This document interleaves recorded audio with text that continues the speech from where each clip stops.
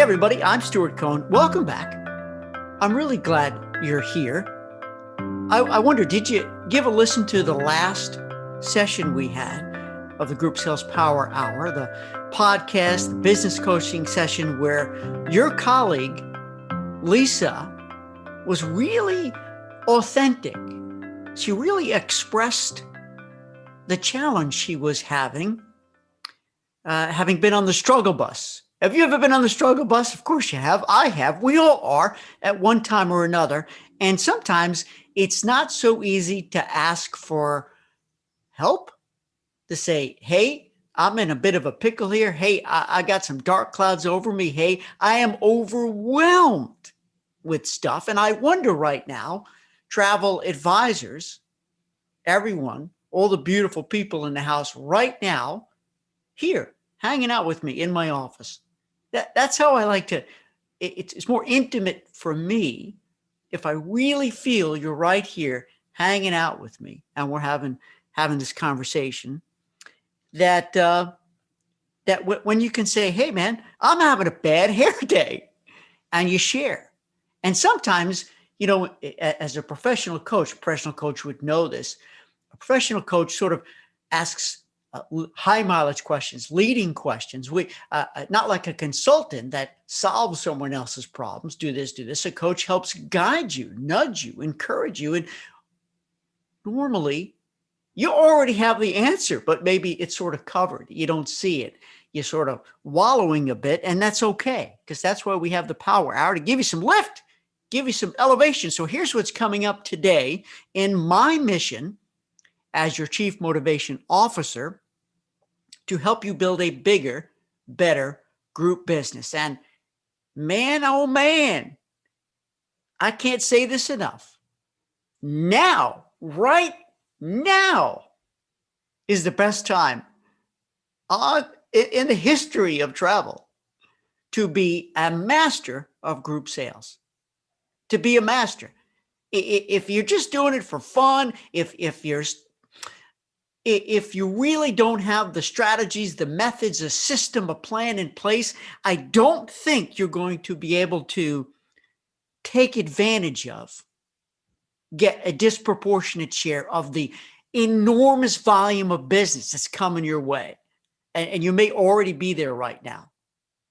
So our focus today is as follows. Number one, I just need to share with you 3 more quotes, if you will allow me, please, from that book, 100 Bedtime Stories. Thank you, Sam, dear friend, for sending this to me, because I need to draw a very important analogy for you in the business you're in. And last time, if you remember, based on this book, which is 100 Bedtime Stories for Triathletes, and my, of course I'll say it again, my ridiculous achievement, and I say that humbly, not to brag, but humbly, that I actually did an Ironman 70.3 on May 15th. I just see that, right? Remember what I said last time, that what I did, that kind of a triathlete experience, and what you do, they're both endurance sports in it, especially if you've been in the business a couple of years. If the travel industry isn't an endurance sport, I don't know what is. Riding the ups and downs, the waves, the ebbs, the flows, the roller coaster of business, right? So that's number one. Number two, I'm going to tell you what I did after not being hired for a speaking gig that I really, really, really wanted. I'll tell you what I did, because I think maybe it is relatable in case one day you don't get hired to do a gig, to book a travel trip, vacation group, and it was a piece of business, a gig you really wanted. What do? I'll tell you what I did. Number 3, I'm going to start off really with a theme about what I see as an equipment shortage in this business, and equipment shortage. So stay tuned for that. Just a couple minutes on that. I want to give you some metaphors and analogy to help elevate you, get you thinking, especially as we dive into live coaching. Now, we did this last time, And we're going to do it again. It's really fun for me. It's challenging for me. And I hope, engaging and compelling for you, whether you're here in the audience or one of my awesome boot campers or an invited guest, because what we have is a new level of comfort. Tell me if I'm right. Are you feeling a little more comfortable when somebody says, hey, you want to jump on a Zoom call with me? Fire up the mic, fire up the camera. From my perspective, I've been doing these things for 14 years since I've been in business for myself, and prior on behalf of the companies I work for. But all of a sudden, almost everybody has this new level of comfort to turn on the mic, to turn on the video. And we have a few really great travel professionals lined up ready to share an issue, a challenge, an opportunity, and we're going to help. We're going to help. So stay tuned. I think as a listener, hearing that level of unscripted, unedited engagement is compelling, is interesting. So first of all, welcome here. I said already said some good mornings before we hit record, but Ramona's in the house. Linda's here. Good morning. Hans is here. Good morning. And we've got so many others. Traditor, Timothy. Hey, Timothy. Ryan. Did I say Marina? Hey, Lori, Doreen, Danny, Sam. So many of you are here. I love to see your names. Would much prefer to see your beautiful faces. I'll just have to settle for the names, and that's okay, because we are going to get to hear some of your voices shortly. So let's start off right away with the quote I want to read to you. And it says here on page 168. Now listen up. Good things come to those who work there. Can I say the word? Should I just say butts? Is this a family show? I don't know. I'm just going to say it. Good things come to those who work their asses off and never give up. And never give up. This one really resonated with me in the event I just participated in, and I'm not stopping, just so you know. I'm still training. I will run later today because I'm doing it again in Memphis, which was the original 70.3 I signed up for, which was canceled. So we figured, hey, let's just sneak in one in the Gulf Coast in May. And I want to read this to you because there's two key things here. Work their butts off and never give up. This makes me think of the Pareto principle. Do you know the Pareto principle, dear friends? It's commonly known as the 80-20 rule, right? That means 20% of the success, 20% of the productivity, 20% of the result. No, let me take it back. 80% of the result comes from only 20% of the people or the exertion, meaning, like cream rises to the top of the heap. And in any business, it's just fascinating, and just it's true with athletics as well. It's always the top 20% that steal a show. And I said this when I was doing the group summit with Nexion, and I'm going to say this to you if you're in boot camp. I'm going to say this to you, so pay attention. If you've signed up for boot camp live in June, which will be my last boot camp live, that you've got every opportunity. Everyone is hearing the same stuff. I'm saying the same words to you and everybody else. I'm giving you the same strategies I've been given for years that I know work. And it only works for some people, not because it's not my fault. I don't think it's my fault. And I hate to use the word fault because that's a bad word.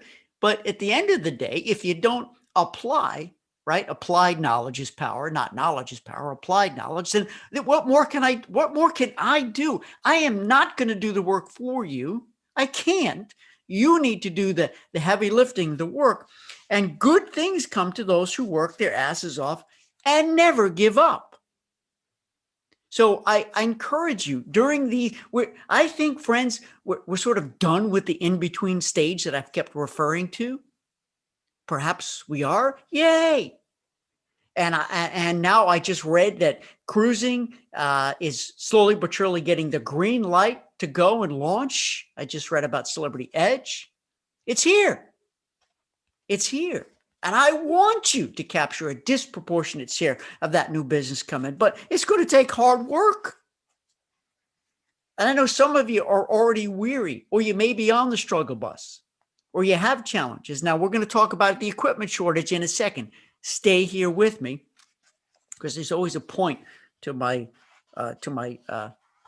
my madness here, method to my madness. Quote number 2, as we go along this journey on page 270, is the best way to predict the future is to create it. The best way to predict the future is to create it. Just looking at the names here, knowing so many of you, I know where you're at in your business. I know who's got big ideas, big plans, and is working hard towards achieving those goals. Because if you didn't have a plan, if you didn't have the goal, first of all, you wouldn't be here. Why would you bother listening to this?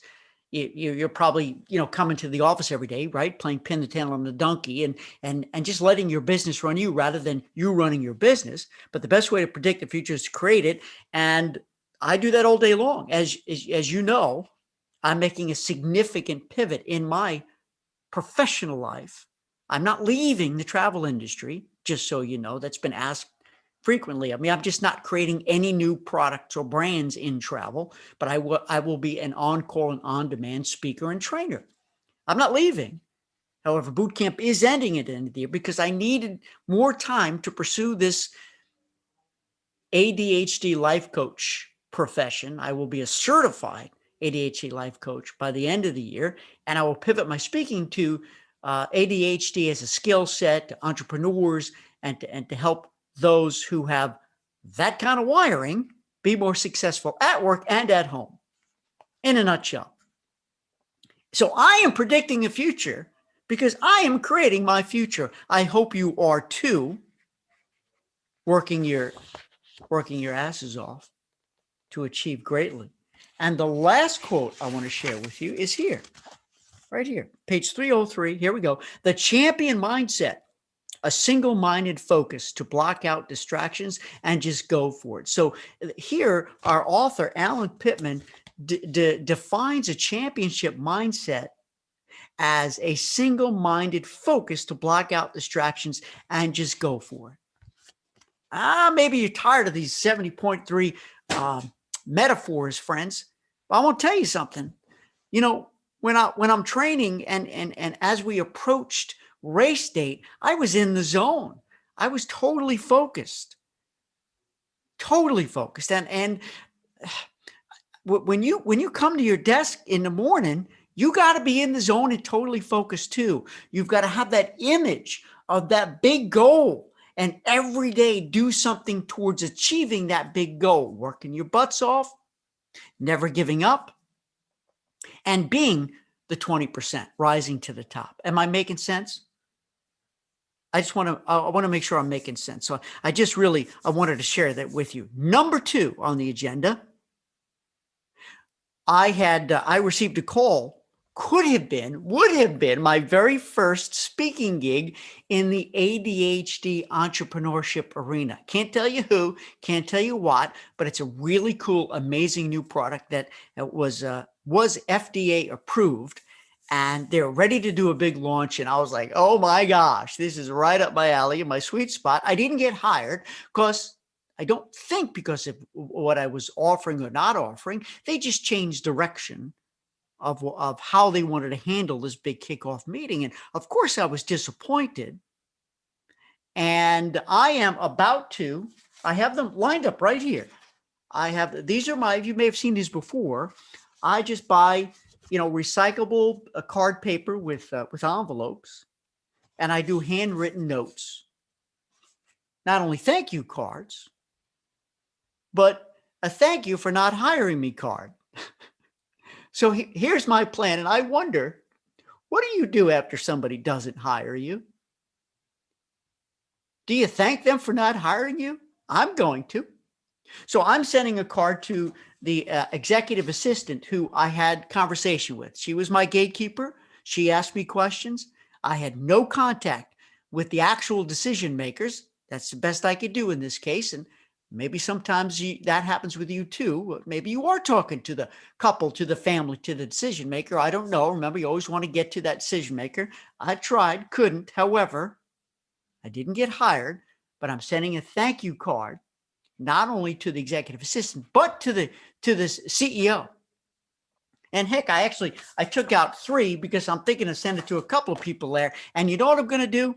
I'm not going to go wah, wah, wah. Why didn't you hire me? I'm sad. I'm bummed. Man, I could have knocked it out of the park. You made a mistake. I'm the best in the business. No, I'm going to say, hey, I am so excited for your launch.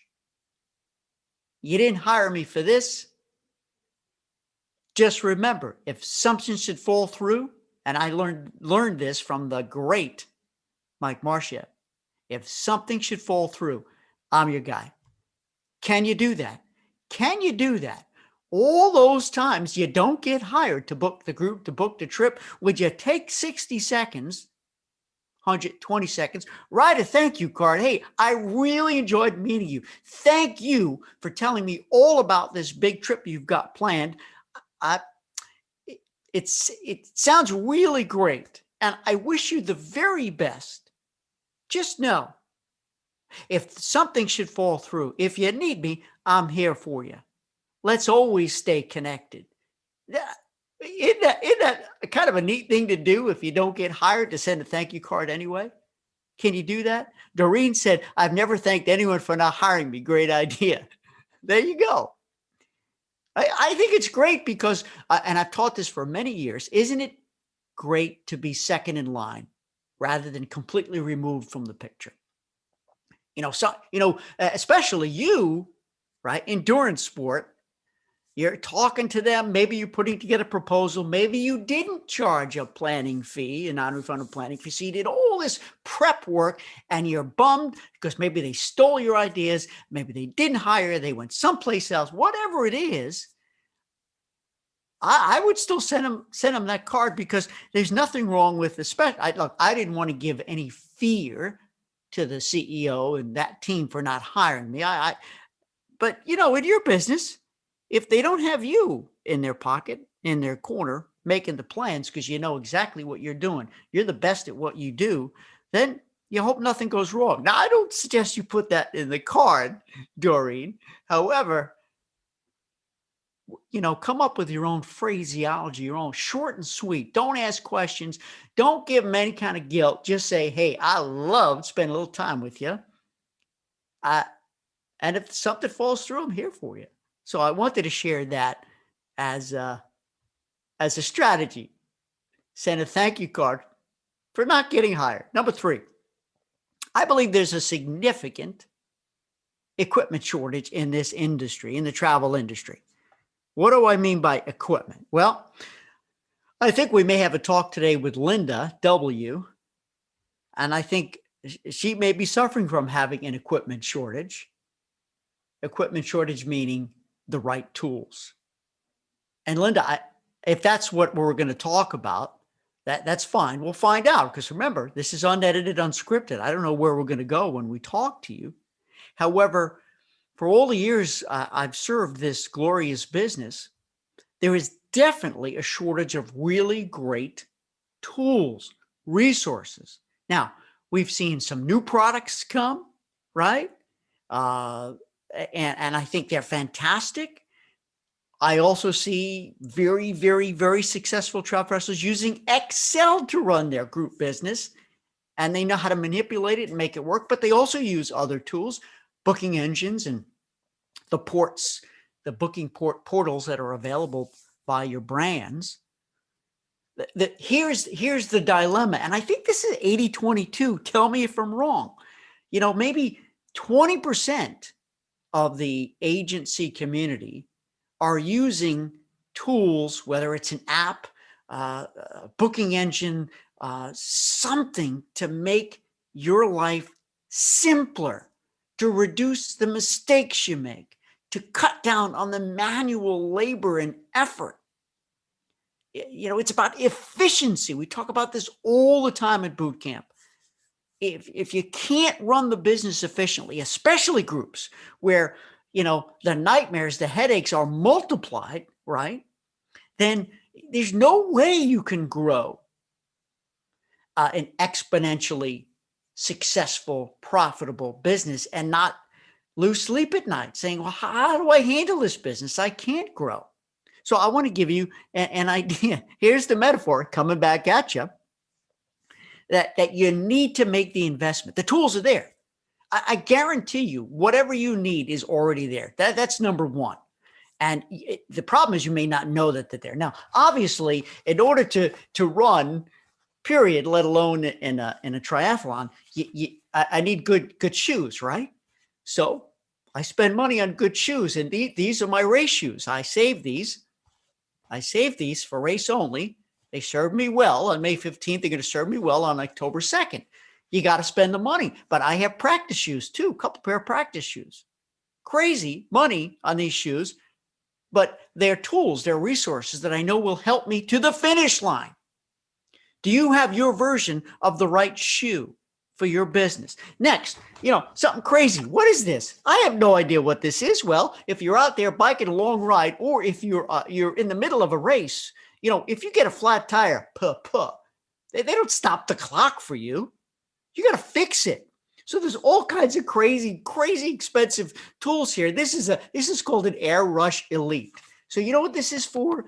ICE in case of emergency. What tools do you have in case of emergency? Okay, there you go. This is obvious. That's my watch. It's upside down. It's a Garmin. Is it a Garmin? It is a Garmin watch. I'd be lost without this. Do you have your version of a watch for your business? Who knew I would need Body Glide?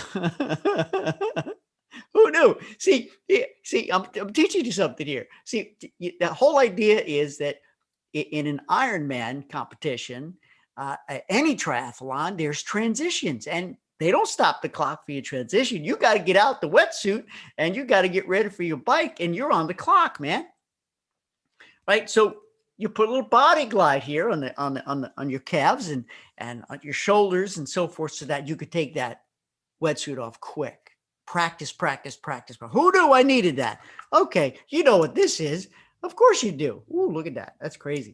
That's the light on the bicycle. That's for safety, right? And I'm just showing you crazy stuff there. And, this is a whole new world, but I dove into this world and I knew what equipment I needed to help me succeed, to get me across the finish line. Do you have the tools and equipment you need to get across the finish line? Because if you don't, stop, drop, and figure out what you need. The tools are out there. I'll help you as much as I can help you. However, talk to your colleagues, talk to your host, talk to your consortia, whoever you're with. What are you using? Do you love it? Is it working for you? Right? Get the names, make the phone calls, make the investment.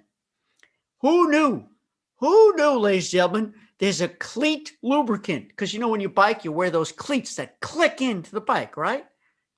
Who knew there's a cleat lubricant? Oh my gosh. So I get in and out of those cleats fast, because every second that I'm like fidgeting, it's like, it goes against my time. Who knew? This is superior dry lubricant. It's a lubricant for the chain of my bike. Now, hold on. Not only that, though, look at the size it is. This is a degreaser for the chain. I'm not going to show you everything that I had to purchase, because I don't want my wife to see it, because she still doesn't know how much I spent on this race. But do you see my point, dear friends? My point is, are you comfortable? Are you confident that you have the products, the tools, the resources to help your business grow, let alone manage it on a day-to-day basis? I see Doreen here. She offers, I do not know the products available to manage a group business. It's one of the problems I have right now. I will invest in the right tools. Point well taken. There you go. Doreen, I'm glad you're here. And I don't know, maybe we can have one power hour, and that's all we talk about are tools. How about that? We talk about that. And I did get a reach out from somebody mentioned a new tool for groups. I don't remember the name, but apparently word got out that somebody mentioned it. I talked about it, and they offered to be on the show, whatever. the podcast. So you let me know. Maybe we'll build a program around that, because I want to help you get the tools, because I don't want it to be too late. Because here's the thing, you're going to get so busy, friends, so busy, you're just not going to have time to learn something new, right? It's about getting over that mountain and learning that new technology. I hate the word technology because it's already scary, but it could be the biggest gift you give yourself. If you take a half a day, a full day off, and you learn it and you load it up and you use it on a regular basis, think of the hours and the nightmares and the mistakes and the errors it's going to save you down the road. Doreen said, I would love a power hour just on the tools and products available. There you go. That's going to be an upcoming theme. Okay. Now, that was number 3. And number 4, we're going to go into some live coaching now. And I'm going to ask Linda, would you type in if you're ready for me to put your mic on? Linda, let me just know, because I don't want to send you that unmute request. So you're ready. All right. What's going on? Well, just accidentally, I found out I was going through my, when I book, I've got to book in 2 different systems. I book in the supplier side, and then to get my commission, I've got to go book what we call cruise control. And cruise control is rather difficult. If you do a cruise, you just pull in the cruise reservation and everything falls in automatically. But if you're doing land bookings, which this was a land booking with Club Med, and it actually pays a quite nice commission. They pay 15%. That's what they're supposed to pay. But the invoices they sent me, when I sit there and do the math, it's like, that's not 15%. That's maybe 7%. And so then I talked to my support people, and she said, well, it's got to show on their side before we can't fix it, because cruise control automatically defaults to the 15% for Club Med. And so I've talked to my BDM from Club Med. I emailed her, I've talked to her, and it's still not fixed. And therefore, Cruises Inc. won't verify my invoices. And my lady travels July 1st. And I just want to get her all her documents and make sure everything's all set. And I have little travel things I send with them. So, and they're not the only ones. I went through some of my Southwest vacations last night. I sat down, so I put everything in a spreadsheet with when they travel, what the price is, what the commission rate is, and then what the commission is. Southwest isn't correct either, and it's on the supplier side. And I don't even know where to go with Southwest. At least Club Med, I know who to talk to, and I'm just going to have to call her again. So I guess it's just a warning to everyone to make sure the commissions are correct.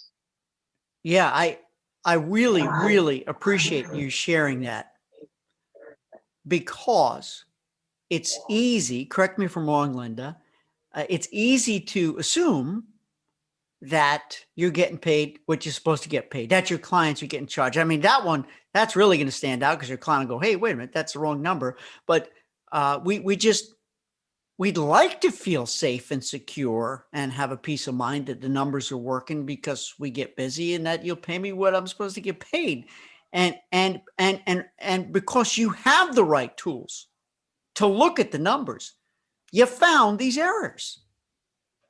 Well, I don't know if that's the right tools, but I found them just by actually sitting down, because that's what I was doing. I was assuming that they're paying me the right amount. But we did have a commission grid that I printed, and that's how I found it. So I'm sitting there going, that's not quite correct. So one by one, I'm having to go through all of my bookings that I've had this year so far and make sure the commission's correct. Carnival's correct. Priceline was correct. The others are a little off. So let me ask you this. Let me ask everybody who's with us right now. Is this, and you as well, Linda, have you all experienced this on a regular basis? Is it with the same brands? Is it occasional? Is this alarming that you're hearing this because you've never had this issue before? Because they obviously, what this does, Linda, and everybody else, right? I mean, I run a business too, and if I find out that my income is not what it's supposed to be from clients or whatever, then all of a sudden it becomes a time suck. It takes time away from our selling, time away from our customer service, loyalty, great service. It takes time away from our planning and all the fun stuff we love to do versus doing forensic accounting. So I just want to see if anybody types stuff in like this. But so let me ask you then. Do you have a plan, or it is what it is that you have to take the time to make contact to get resolutions with all these brands that are somehow screwing up? I mean, is that the only, you don't have an assistant, right? You got to do it. No, it's just me. I just got to, yeah, I've got to make time. And my BDM went on vacation, so he'll be back June 2nd. So, yeah, I just have to sit down and take the time. And it's my most favorite thing to do, to sit there and do all the math. But I mean, I can do the math, but yeah, it's not my favorite thing to do. Yeah, it's certainly distressing to hear. I do hope you have good success with it, and I hope that when you look at it, right, you can say, and it sounds like you are prioritizing that first and foremost. You have a paper trail. Okay, it's supposed to be 15. It's not 15. I put some calls in, not getting done yet. However, they're traveling in July. First and foremost, number one top priority is everything else with the booking correct. So that the departure days are right, the payments are done, the taxes, the fees, blah, blah, all those, most importantly, obviously, to stay customer centric, to make sure that their experience is going to be great. They will never know that you've got your own issues on the profit side and the margin side. And then you'll just have to plan out when you can put a couple hours into going to get this done before it's too late. Calculating, hey man, I got to get this done before they pay me, because then going back retroactively could be a pain in the butt. So, and again, it's your business, not mine. But I'm real glad that you found it. I'm very glad that you alerted everybody who's listening right now that you especially after a group, right, Linda? And you have the reconciliation where you get their manifest and your manifest. And trust me, I worked on the supplier side. There are mistakes that happen. It just either human or the computer misses this or the number's wrong, and we got to stay on top of it. Ramona, just let me know if you're ready to come up next, and we'll do the same with you. I want to read this from Doreen. In the meantime, Doreen said, I was new to the business 2019 and only had a few bookings when the pandemic hit. The commission I did receive were right on. Okay, so Doreen, you checked it and that worked out. Good, thankfully. The bottom line is you checked it. I wonder how many of you listening right now, whether you're here with me in my office or you're at home, listening as a podcast or on the treadmill or out for a run, how many of you saying, uh-oh, I haven't checked. I haven't checked the numbers and I need to. And friends, if you don't have an assistant, an accountant, somebody who deals with the numbers, then it's like having the right shoes. It's like having the right watch. It's like having the body glide. It's like having the cleat lubricant that if you don't do it, have somebody do it, but it's part of the business. It's part of the job, So I want to thank Linda for sharing that. Okay, Ramona. Now let's see, Ramona, if we're going to get you to come on. Okay, allow to talk. There you go. Hi. Hey. How are you? I am doing great. How are you guys? Fantastic. Now, did you want to put your video on or not? I don't even know if it'll go on. We're just kind of going along here. It's up to you. I can if you want. It totally up to you. Bottom line is you've got a beautiful profile picture right there. And I think that's awesome. And Ramona, full disclosure, you were part of the mastermind that we did. And we definitely had some aha moments together during that mastermind down in Cancun at the Grand. However, something new has come your way. And if you want to bring that subject up, I think everyone would be interested, because I bet you there's folks out there who have been faced with the same opportunity, challenge. Would you share with us, please? Yes, I will. Thank you. When I returned from the mastermind, I was presented with an opportunity to return back to the financial industry, which is my background. I've worked in accounting and I've taught financial education and literacy to adults. My challenge, and a lot of times for me, it's squirrel, something new, or refocus. But I was offered an opportunity to go back and work in the financial industry as a financial advisor. My heart, my love, it's travel. Travel is what I do. My aha moment is reconnection and working with people who want to reconnect with one another. And my challenge is, if I do something part-time until until the travel industry really picks up again, it's looking wishy-washy to other people. Oh, look, she's doing travel. Oh, now she's back into the financial industry. Oh, she's teaching.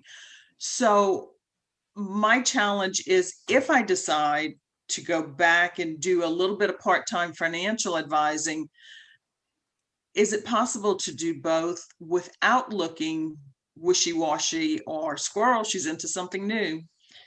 That's the dilemma that I'm in right now, because my passion and where I'm staying is in the travel industry. Okay. Well, I appreciate you sharing. And first and foremost, I'm excited for you that an opportunity came your way, and it's something that you, correct me if I'm wrong, you still love that financial part of it. That's where you have training. That's where you have expertise, and you do have passion there still. Yes. Yes. Yes. And if I was to ask you this question, and I will ask you the question, and that's, what if you didn't have to worry about, care about, tell anybody that you've made a personal decision to do 50-50, 60-40, 40-60, whatever the split is, to do some of your financial planning, financial advising, financial teaching, and do travel? What if nobody could possibly make a comment to you? What if we would have completely block out the possibility you'd hear what they think? How would that feel? I feel the weight coming off my shoulder right now with that what if possibility. Yeah. So you're making a supposition, guessing. We all do this, Ramona. That people are going to look and think you're a little wonky here. Wait a minute, she's doing this, she's doing that. I don't get it, but that's what you're thinking. It hasn't happened. It may not be true. And if you never heard any of their comments, if you did what was really in your heart, it'd make you happy. That's correct. Yes. Yeah. Yes. Sometimes we just got to push past whether it's a real naysayer or not. Sometimes we just have to aspire higher and not wait for the permission of friends or family, because they're not in our shoes. When I went independent, or when I signed up for this run, or when I said, I'm going to do a group sales success seminar, or I'm going to build a boot camp, there's always somebody out there saying, well, hang on now. There's others that teach groups. Now, hang on now. You've never done a triathlon. Why would you? You're crazy. Okay. Thank you for that support. And it's not easy for us to shed the opinions of others, especially when they're real, when somebody does. So here's what I'm hearing. If it's in your heart of hearts, Ramona, if it's in, I like to say, your love circle, and on paper, you can have a nice work-life balance, right? That's important. I don't think you want to be working, 18 hours a day doing both, because you got a choice here. You can do this, you could do that, or you can do both, right? So you don't want to be working 18 hours a day, right? Correct. That's So correct. if you can parlay a schedule, whether it's Mondays this, Tuesdays this, or half day this, half day, whatever it is, and perhaps even leverage both together. Leverage both together. And I'm going to change one more thing. I'm going to change the narrative for you. For me personally, I don't think it looks all wonky. It looks all, oh, what's she doing now? I'm impressed. And everybody who's listening right now, you tell me. You tell me. Go ahead and type in there. I'm impressed. Am I the only one who's impressed that Ramona has a whole other skill set? See, that's a hard skill because you learned it, right? There's soft skills and hard skills. That's a skill set you learned. Learning how to do the travel stuff, that's a hard skill set. The soft skill stuff is you, is your personality, is your love to work with people, is clearly on a financial side, travel side, same things, right? You're reducing risk, you're increasing happiness, you're helping them be more successful to live a more abundant, fruitful life. It's like there's such parallels there. I'm impressed. So you know what? Here's what I say, Ramona. Anybody who would look at your resume or your website that will say you have two expert skill sets. This is your purpose. Here's what you do. You need me for this? I can help you here. You need me for this? I can help you here. I'm a dual expo. It's like a duathlon, not a triathlon, a duathlon. And anybody looks at it and says, fair, you say, okay. That's all right. You can go your own way. Is that Fleetwood Mac? I think so. And anyone who says, man, this lady's got it, man. She's got it. And anybody who's that good with numbers and that organized and that structured can handle my vacation. Okay. That's what I'm thinking. I never saw the parallel before. But thank you. Thank you for that. Well, I see the parallel. And I'm telling you that I'd be darn impressed. I'd be very interested to work with somebody, especially because I'm not good with numbers, right? I've told you this, Ramona. I know how to make money. I'm not good at counting it. I'm really it's an ADHD thing. It's not dyslexia, but it's just numbers and me, we don't get along. So I am humbled by your comfort level and your knowledge base and your skills in reading numbers like a language. It's a second language for you. And I think don't let anybody else stand in your way. What was that quote? One of those quotes. I think you got this. And I whatever decision you reach, you have my support. You have my love. I know you'll be successful at, but it sure sounds like you don't want to give up either one. And maybe you can make a go at doing both very well. People need you on both sides. Yes. Thank you. Thank you. You got it. All right. I You'll keep in appreciate touch? it. Yeah. Yes. I appreciate you coming and sharing. And I know this is a big deal. I'm not sure anything could be resolved with the few minutes that we've talked, but I hope I've given you just a little bit of outside perspective on this. Just reframe. Sometimes we got to step outside, look in and reframe and say, hey, if you don't like it, that's okay. I do. And all these other people are going to look and go, man, I'm impressed. And it's about exuding that confidence too, right? It's about owning it. And they'll see you owning it and they'll trust you. All right. They'll say, help me with this, or I got a friend or family who I need you to help. I wish you good luck. Thank you. I'm going to read a quote here from Doreen and Lisa, and I want to see who, actually, Danny, if you're there, we can get you fired up next, Danny. So Lisa, who's back, who was awesome to share with us last time. Was very special. If you haven't heard it, please go back and do it. Lisa says, I agree with Stuart. Just budget your time. Doreen offers, Ramona, keep both. The pandemic taught me I cannot give up my day job until my group business takes off full time. Leveraging both together is a great idea. Just your customers know that of course that they are number one, and you'll be there for them.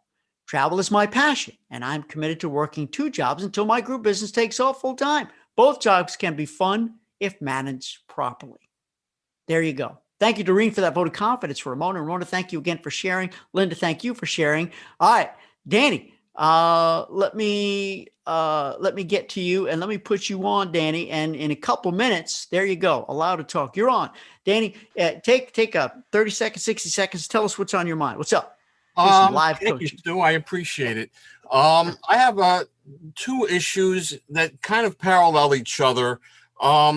With my host agency, they provide lead generation. Many times the leads are not quality leads. Sometimes they are, and I've gotten some nice customers with it. But that's made me realize that I need to go out and better focus on doing my own lead generation and building a more of a following, which leads me to the second half of my question. A lot of my clients are getting older. Some have been dying off. I hate to put it that way, but that's a fact of reality. And wanting to get out in the community and get people to realize that I'm here. Like our friend Mike says, if people don't know you exist, they can't do business with you. So having said that, I'm trying to focus on how I can be better seen within the community and get more local business. I live in somewhat of an affluent community. A lot of disposable income, people travel, and I want a piece of that action. That's my dilemma. Yeah, Danny, I appreciate that. And I don't know, is there anyone else who's in right now who is part of either a host or a consortium or whatever, where the phone rings and you get leads or it comes via email? I'm just curious. Please go ahead and type into the chat box. I'd be curious to see if anyone has this opportunity and dilemma that Danny has. So, I like lead generation. That's all cool. That's all great. However, and Danny, I know we don't have time to dive deep in here, but I have so many questions around that. How are they qualified? And how does it come to you? Now, rhetorical questions. However, is it just a random lead goes here, one goes to Bob, one goes to Jim, one goes to Susie, one goes to Doreen, and then we go around again? Or does the lead come to you because, heck, that's your specialty, that's your niche? I know in your case, your passion is doing these photography groups, for instance. That's most important. So knowing, just hearing you, Danny, I'm going to ask you this question. When these leads come through, let's forget about the local opportunity and the fact that you got to develop an all new client base because some of them are aging out. Let's just come back over here for a second. Yeah, this is a yes or no question. Black or white answer. Is the juice worth the squeeze? When you get the lead, would you say it's worth it or not? If it's a yes or no answer, I'm going to say for the most part, no, it's a no answer. Okay. And I had to put that to you because I know there's a fuzzy zone, there's a gray area, because you decided you did offer that on occasion they turn into a sale. So here's the problem when and this goes for everybody. If you have a lead, a blind lead, a cold lead coming to you, we don't know if it's hot. It could come from anywhere. It could be somebody. Look, everybody kicks the tires, but they could just be making phone calls to 100 different people, because you know why they're doing that, Danny, and everybody.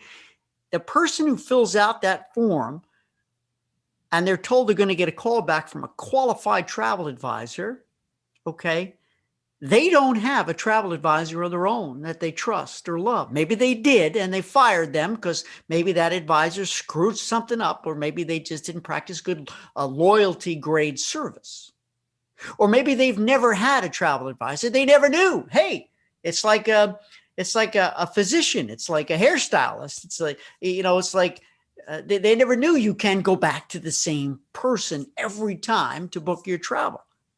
They don't know. So they sign up and, hey, put my lead out there, and who wants my business? Come and get it. They go fishing.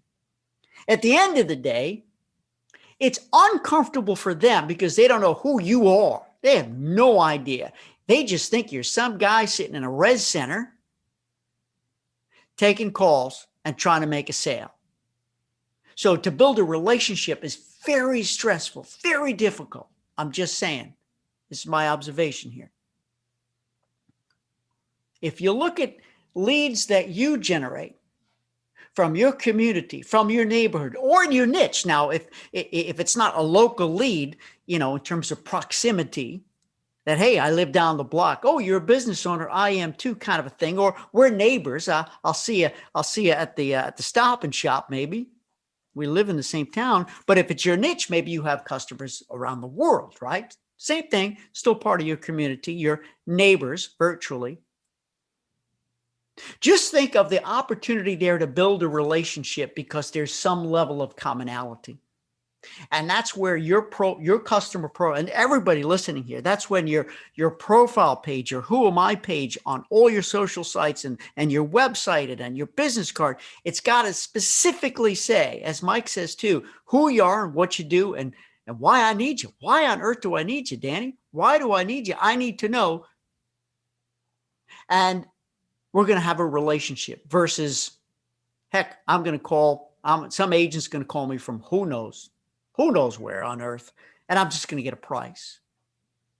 In as much as it may, and everyone, you tell me if everybody, if you, are you signed up for a blind lead program like that? And I think all shoppers are tire kickers. That's just what we are. It's what we do. But it's especially hard if they haven't had an opportunity to read your bio, to get to know who you are, and if you can help. It puts a lot of pressure on you, Danny, to slow down the conversation, to control the pace of it, to give them a chance to get to know who you are and that you're a real person. You're a pro. You've been at this 20, 30 years. You're an expert. You'll love it, and you're going to take care of them. And that just sounds like, I hate to say an uphill battle, but it's tough. And clearly, you've been faced with that dilemma. When the phone rings, there's a little bit of excitement and there's a little bit of trepidation at the same time. And maybe they hear that too. Man, I'll tell you, Danny, you didn't ask me for my opinion on this, but I'm going to share with you. I would so much rather see you put your efforts towards building your brand, writing articles, doing your videos, getting up, getting out, putting yourself in opportunities way so people get to see you, hear your voice, and they come to you because they like you. They know they need you versus sort of a blind lead. Now, Doreen posts here, I prefer to generate my own leads. I agree with Stuart. Most blind leads are tire kickers. And granted, Doreen and everybody, I already told you, all shoppers are tire kickers. And it's our job to make them a client naturally. The problem is that if it's unqualified, if they don't know, if you don't know them, it's like the blind leading the blind here. It's really hard.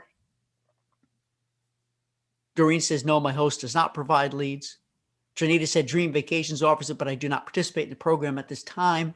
Lisa said, I have lived in my community 55 plus for almost 6 years, and it takes time to build that trust in relationships. Is there a clubhouse or a newsletter for your community? Or maybe Nextdoor, one of those those Nextdoor apps.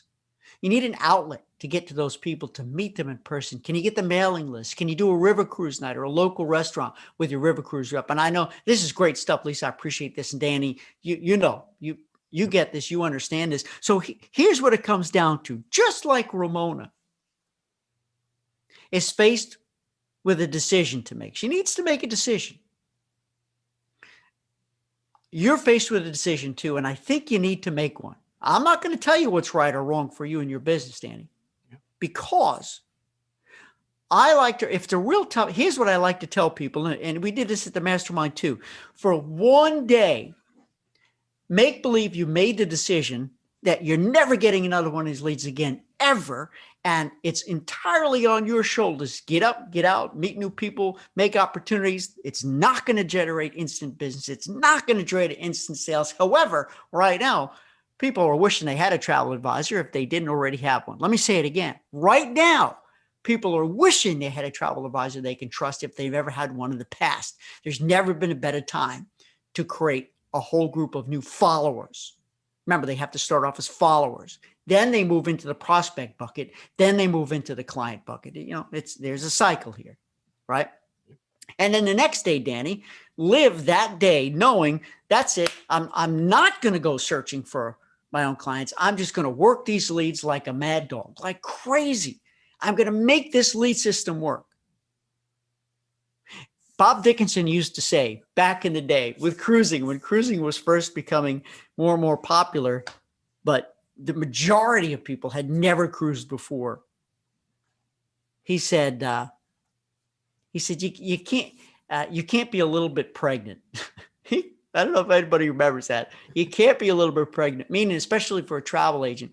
Either you're selling cruises or you're not. Either you believe in them or you're not. Either you're getting into business or you're not. Know it, love it. Yeah, and I think the same for you, Danny, if you don't mind me saying. Absolutely. That's why I asked you. Opinions and insight is certainly very helpful. Yeah. Yeah, I think it's important for you as a business owner and everyone listening right now to make the big decisions. Get the tools, get the resources. Have a plan to check to make sure your commissions are coming in or not.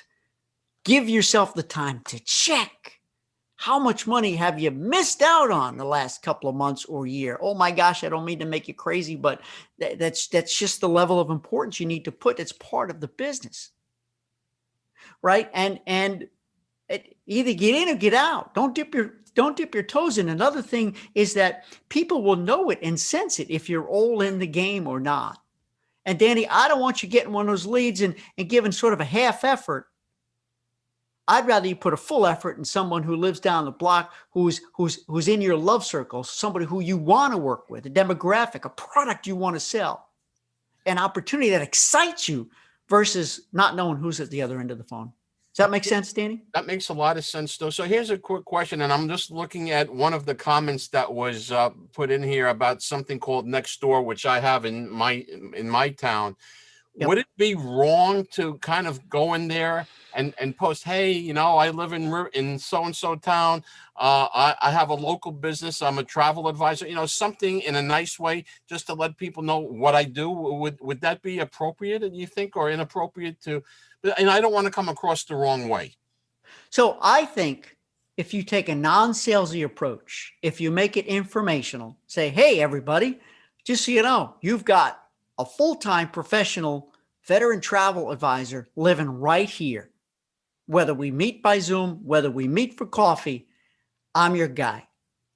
Now more than ever, you need a travel advisor you can trust. Let me be it. Here's my number. That's it. Okay. Absolutely, positively, yes. If they delete it, if they're not interested, they'll go. Of course, you don't want to use an app that's not meant for self-promotion. So I don't know if Nextdoor is or isn't. My only point is, I think you absolutely delete, as you quoted Mike before, you need to let them know you're alive, you're right here, and then start just putting out little bits of information to showcase that you are who you are. It's one thing you say who you are, it's another thing you showcase it. And guess what? We are at time. And I can't thank everybody enough for being here. Danny for sharing, Linda for sharing, Ramona for sharing, Lisa for coming back. And I'm just so grateful. The hour always flies by. I hope you got something out of it.